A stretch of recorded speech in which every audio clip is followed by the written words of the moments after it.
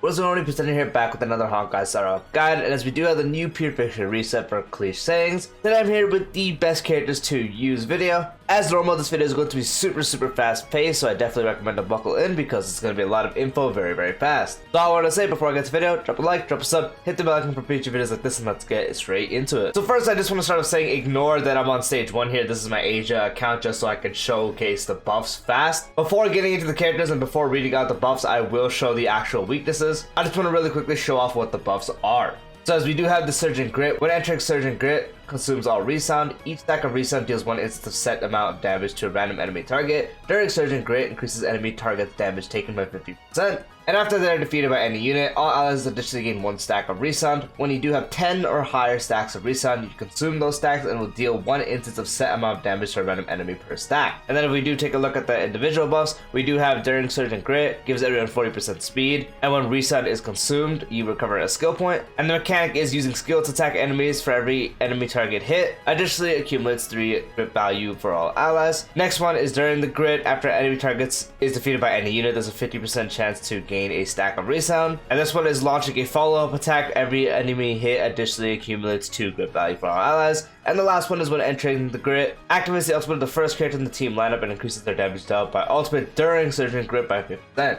So as I mentioned, the actual weaknesses, if we do take a look down here, so this is all the info if you want to sync that in again. The actual weaknesses, as you see down here for the 4th stage, as this is a guide for the 4th stage, is lightning and quantum for the first half, and then the second half is going to be physical and ice. Now, I just wanted to get that out of the way before we get into the actual characters. So first, starting off with the characters that are going to be generally good on the first side, Jade, depending where you do enable her, is going to be good on the either side you do run her on. If you have a driver for a follow-up attack team, she can be good on both sides. If you have a driver for the Herda team, that's going to be good on both sides. It is better on the first side as they do have quantum weakness, but she still can function completely fine on the second side as a sub-DPS. Thanks to the fact that her capabilities of providing up to 30 speed for an ally with a deck collector, also making them do additional quantum damage, is super good. Having a full AoE ultimate, a full AoE follow-up attack from the talent, and also using the ultimate to enhance the follow-up attack so it does that much more damage is going to be great. Top of that, it's really easy to set her up as she does get a 50% action advance when the battle starts, and will also passively get stronger with each pawn asset stack, increasing her attack, and from her talent also increasing crit damage. So the longer the battle goes, the stronger she's going to get, the more damage she's going to do. Easily going to be able to one-shot the enemies on the side at some point, and do a lot of damage to the main person, making Jade fantastic for either halves depending on your team. The other sides have weakness to imaginary, but as Rappa is able to lower her toughness regardless of type in her mode, especially with some combinations of teams you can do in Pure Fiction, so the regular something combination with Ruan Mei, something common with Fugue especially, and since Pure Fiction has a lot lower toughness bars than other modes, Rappa is absolutely able to tear through it, especially when she is in her ultimate and you do have the enhanced attack. It does start off with Blast, which can be a bit annoying, but the last one does become pure AoE, and it's so easy to break, and the enemies you do have on the side are practically just gonna get broken, get hit with Super Break, take a lot of damage, and practically just die. And again, as I was mentioning, she does lower regardless of type, so even the fact that they don't have imaginary, she can still lower it, which in other modes is a bit annoying unless you have the weakness break efficiency from other characters provided. But in Pure Fiction, since enemies already have such a lower toughness bar than normal, she's able to absolutely abuse the fact that she can do that. So you enter the mode, you go into the enhanced basic attack, and then you just keep going crazy. Best part is Rappa gains a bunch of turns in that ultimate, so you just practically every time you're doing that, and it's really easy to get your ultimate back. You're able to constantly just shred through enemies and shred through enemies and shred through enemies, so despite not having imaginary weakness on either side, Rappa is a great choice. No shocker, but teams that enable Himiko, so especially someone like Fugue now, no shocker, but Himiko is going to be great on either side if you are pairing her with Fugue, because this one does not have fire weakness, so you're going to need Fugue, otherwise this is not going to work out too well for you. On a crit team, she still definitely can function, but on a break team is definitely where she excels now. Having the skill Blast mainly just to,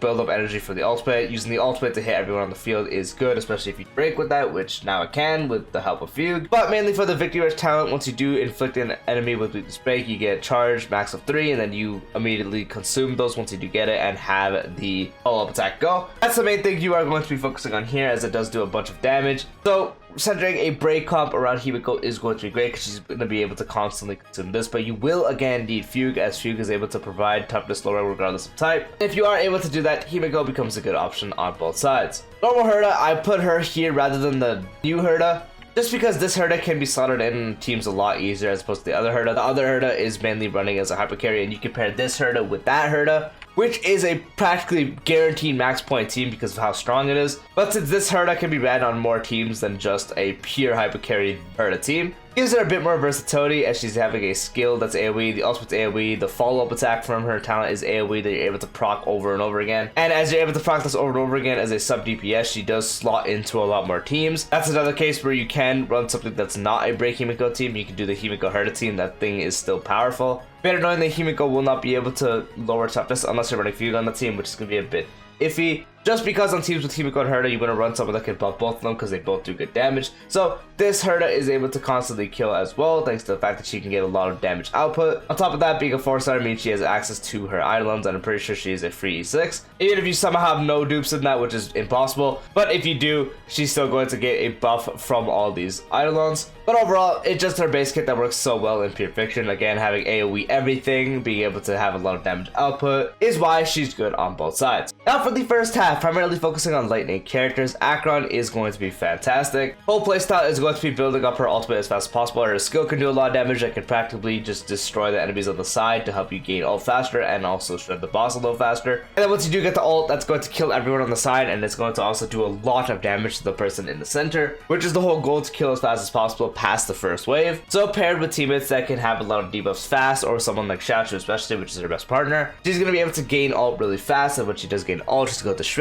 Even her skill does a lot of damage too, so that's going to be great. And so you're constantly just going to be able to do a bunch of damage. So overall, Acheron is going to be one of the best options you can use on the first half. Jingwan paired with Sunday, again, I'm going to stress that, paired with Sunday is going to be fantastic, as the output you can now get with Lightning Lord is absolutely insane. His ultimate is going to easily be able to kill enemies on the side. Pair that with the skill as well. The skill probably can't kill everyone on the side, but if you pair the skill and then you use the ultimate, that's going to be easy. And once you do have Lightning Lord, you're going to do a bunch of damage to the enemies. So pairing that with Sunday, who's able to actually advance the Lightning Lord, is going to be super broken. You're constantly going to be able to get output with Lightning Lord, and makes this mode a lot easier to max out, especially since Lightning Lord hits everyone on the field if you do hopefully get the balance right. Kill enemies on the side easily, do a lot of damage to the main enemy. That's going to be super good. So Jingwan with Sunday is going to be a fantastic option. As Agda is practically about to release, I definitely want to talk about her just because she's going to be good with this mode. Since once you are in her ultimate, you gain a bunch of speed that will enhance your basic attack as well, and now that basic attack is now Blast. Not pure AoE unfortunately, but Blast is still pretty good. But it's mainly for the fact that Agda gains a bunch of speed in her ultimate. You build her with a bunch of speed in her ultimate, and you also have the Garment Maker attacking as well. So you just get so many turns and so much output to the point that you're going to be able to shred through the enemies on the side, shred through the main boss, which is going to make her very good in this mode. The only thing is you're definitely going to need someone else that can help accumulate grit. In this one in particular, because there's nothing that has, like using the basic attack is going to accumulate grit, which is going to be her main output. You're going to want to have a game plan of someone else actually helping you get that. How you do that is going to vastly depend on your team, but if you are able to get around that, Agda is going to be fantastic. For the second half, no shocker, I actually wanted to put her on good in both halves just because of how much damage she can do in the teams available to her, but I definitely think she's just going to be better to run on the second half, as they do have ice innate, so she's going to do more damage to them. And even not having the mechanics activated, you're going to do a bunch of damage to the guy in the center just because of how much damage the Herda can do. Using ultimate as fast as possible, enhancing your skill, getting Hear Me Out. The actual blast skill can still kill enemies on the side, which is going to be good. So while you're building up to the ultimate, you can definitely just use that on enemies on the side, get them down faster, just so you can deal a bit of damage to the main enemy as well. But once you do have the enhanced skill, you're going to be able to hit everyone on the field, which does so much damage. You're going to practically be able to shred through any enemies on the side. You're going to be able to do a bunch of damage to the main enemy. Ultimate actually does good damage too, so that's going to be good for hitting enemies on the side, killing them,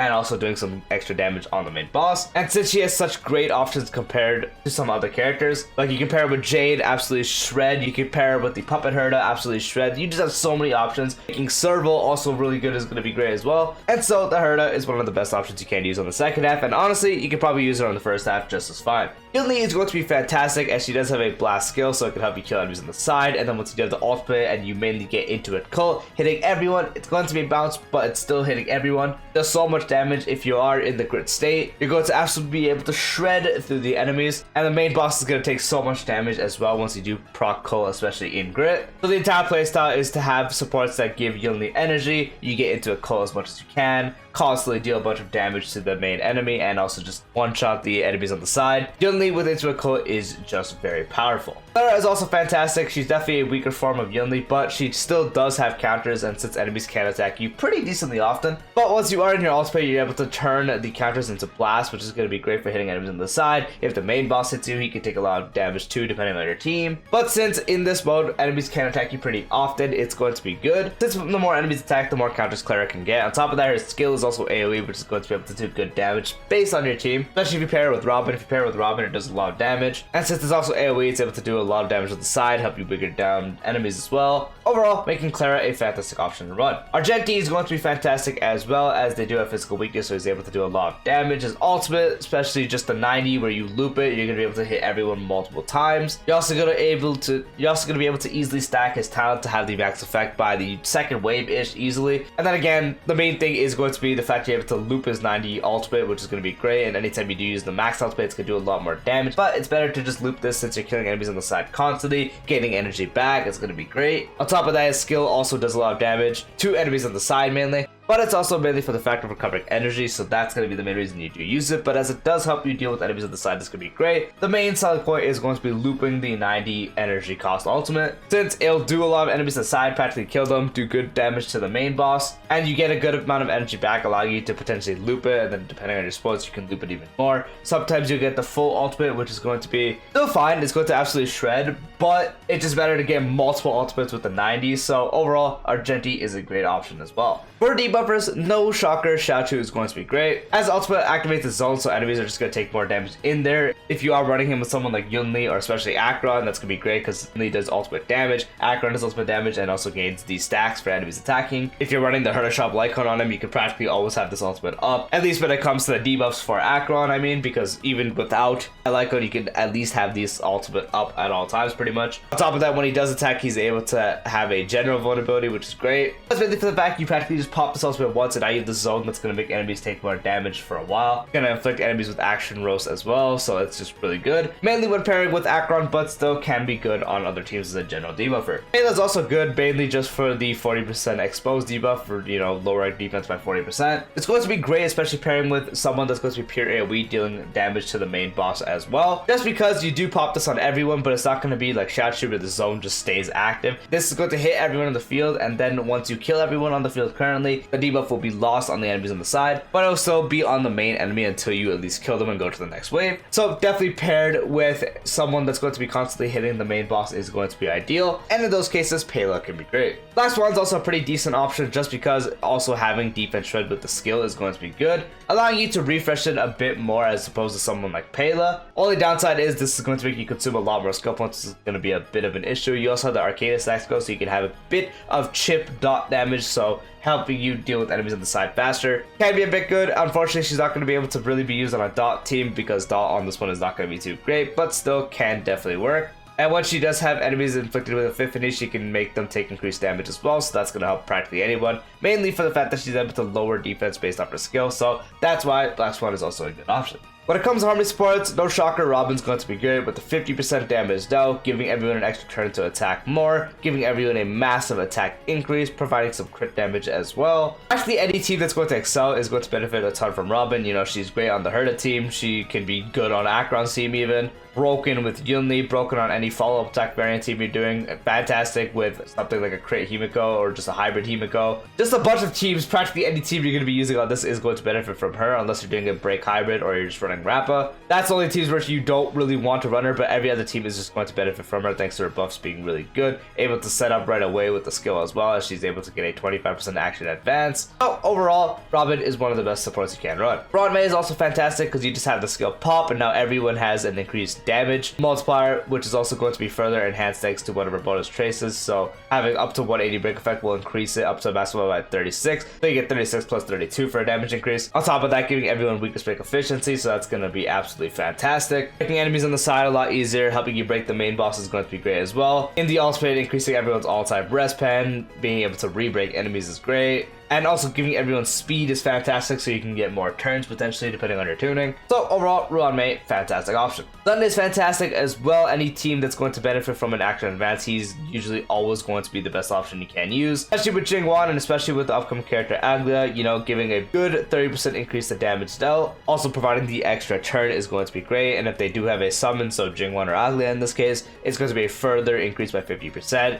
Ultimate giving maximum energy by 20%. And also providing a massive crit damage buff, so your main hyper carry is going to be that much stronger. Also having a 20% increase in carry for the person you do use a skill on, thanks to his talent, is great. Overall, making Sunday another great option. Duke and the Harmony Trailblazer are going to be great as they are super break enablers. You always run them with Rappa in this case, or if you're doing some other break team with Himiko. Whatever you're doing that is break or slash super break related, you know, Harmony Trailblazer will allow for a bigger super break hit thanks to the big instance. Fugues will be a bit less, but she provides the weakness lowering regardless of type. Also can help you lower as well, providing you defense shred. And if you especially have E1 Fugue, providing a weakness break efficiency to the person with the buff is just so goddamn good. She also increases break effect a little bit. Harmony Trailblazer provides a big increase to break effect, which is good. So as super break enablers, both these characters are going to be great. Reverend Trailblazer is also a fantastic option thanks to mainly the true damage enabled. Once you do enable true damage, it's going to be very good. Also has the buff for crit damage, so anyone that's going to benefit from crit damage is going to benefit from that as well. Can also be a pretty decent sub DPS, but it's just mainly for the fact giving an extra turn, giving the access to true damage,